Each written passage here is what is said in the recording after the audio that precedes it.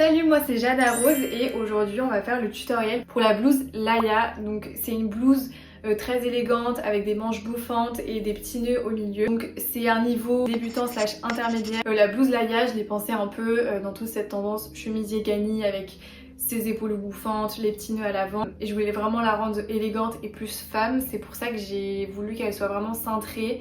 Donc il y a des pinces à l'avant et à l'arrière. Je pense que vous pouvez le faire entre 4 à 5 heures en comptant vraiment l'étape de découpe, du patron, du tissu, du repassage et de toute la couture. Si vous êtes vraiment efficace, que vous avez un niveau plutôt avancé, vous pourrez le faire en 3 heures. Vraiment deux étapes un peu compliquées qui sont donc les fronces et les petits détails du lien au niveau des poignets où en fait c'est une pose d'un biais.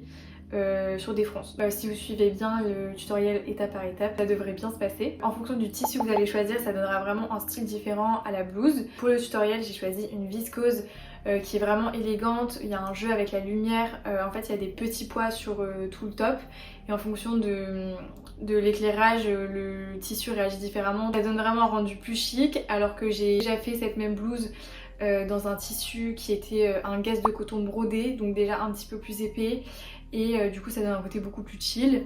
Et je l'ai aussi fait par exemple dans un Vichy un peu vert kaki qui donne un côté là beaucoup plus prairie. Vous pouvez vraiment faire plusieurs fois la même blouse dans des tissus différents. Vous aurez vraiment des pièces complètement différentes. Montrez vos créations, ça me touche trop de voir que vous faites mon patron, que ça vous plaît. Je suis passionnée de mode depuis toujours et mon objectif c'est vraiment de rendre la couture accessible à tous à travers des patrons gratuits, à travers des tutoriels, à travers des astuces. J'ai commencé en lançant 7 patrons gratuits et aujourd'hui je lance des patrons un petit peu plus élaborés si vous voulez vous challenger et avoir vraiment des pièces iconiques, des pièces fortes qui sont durables dans le temps, que vous allez vraiment porter. Voilà, j'espère vraiment que ça va vous plaire et je vous laisse avec le tutoriel.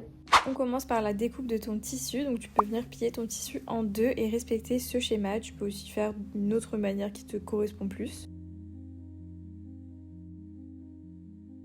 Il faut bien que tu fasses une petite encoche au niveau des crans qui seront indiqués sur le patron.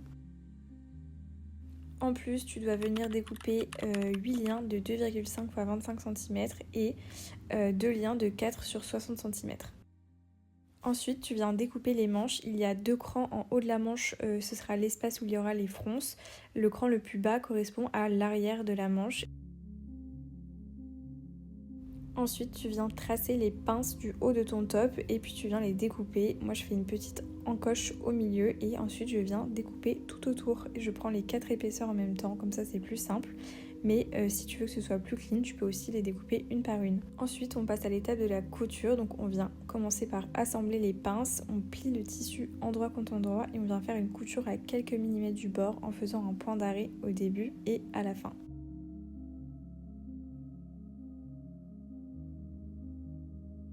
Ensuite, on vient assembler les côtés du haut ainsi que les épaules et on répète l'opération pour la doublure et le tissu extérieur.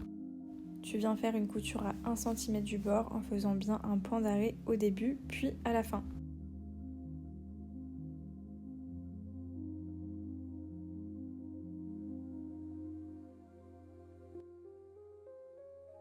Une fois que c'est fait, je viens checker sur moi si la taille correspond. C'est là que vous pouvez faire quelques modifications si nécessaire. Ensuite, je repasse toutes les coutures ouvertes ainsi que les pinces et on n'oublie pas les épaules.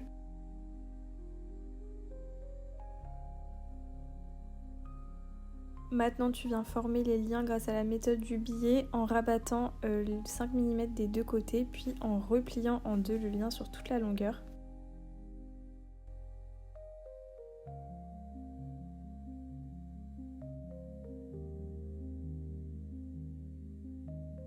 Une fois que c'est fait, on vient passer le lien à la machine au point droit. Donc là, on vient bien coudre délicatement parce que la surface à coudre est relativement petite.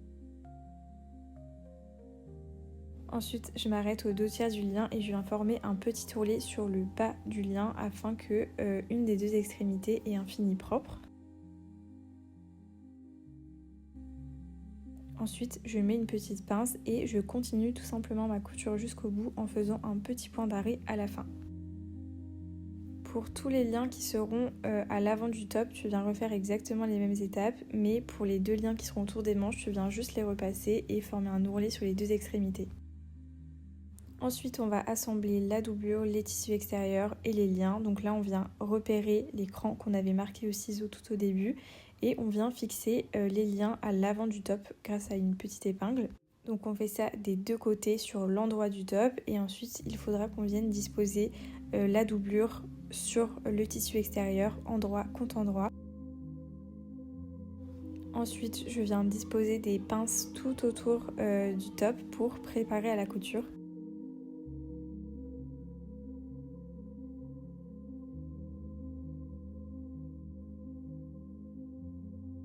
Une fois que tout est bien fixé, on vient faire une couture tout autour à 1 cm du bord. Moi ce que je viens faire aussi, c'est que je vais faire des points d'arrêt au niveau des liens pour être sûr qu'ils tiennent bien. Quand tu arrives sur un angle, il faut que tu laisses l'aiguille piquer, que tu lèves le pied, tu tournes ton travail, puis tu rebaisses ton pied et tu continues ta couture.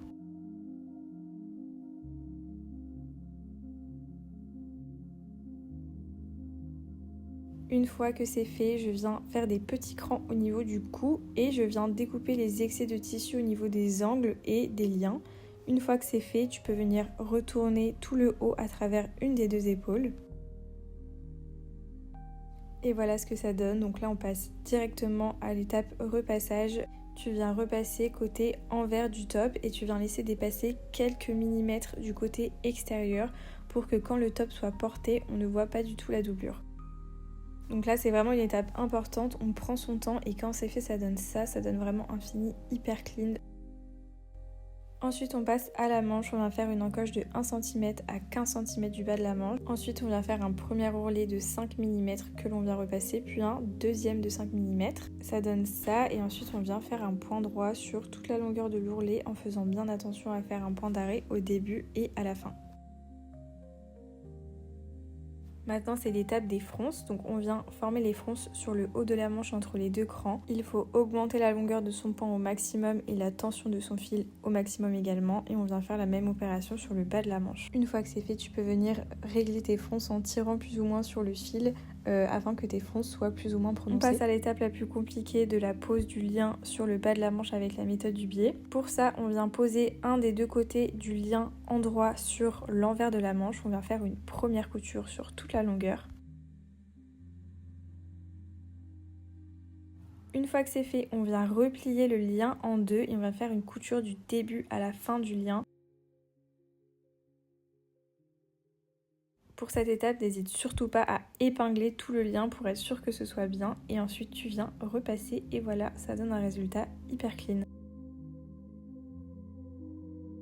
Pour l'avant-dernière étape, tu viens plier ta manche en deux sur l'endroit et faire une couture sur toute la longueur. Pour la dernière étape, on vient assembler les manches au reste du top. Pour ça, tu viens glisser ta manche endroit contre endroit à l'intérieur de ton top et ensuite tu viens épingler tout autour la manche au top. Tu peux jouer aussi avec la longueur des fronces pour être sûr que la circonférence de la manche matche avec l'épaule. Tu viens faire une première couture au point droit tout autour et ensuite moi ce que je viens faire c'est que je vais venir découper l'excédent de tissu et je vais repasser pour faire un point zigzag et si tu as une surjeteuse tu peux directement faire un surjet.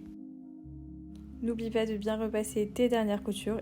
Et voilà le résultat pour la blouse Laïa. N'hésitez pas à m'envoyer vos petites créations et à me dire si vous avez aimé.